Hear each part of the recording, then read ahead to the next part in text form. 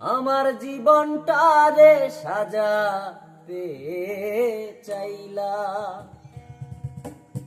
ওরে বন্ধু না জেনে না বুঝে তারে ভালোবাসিলাম আমি, না জেনে না বুঝে তারে ভালোবাসিলাম।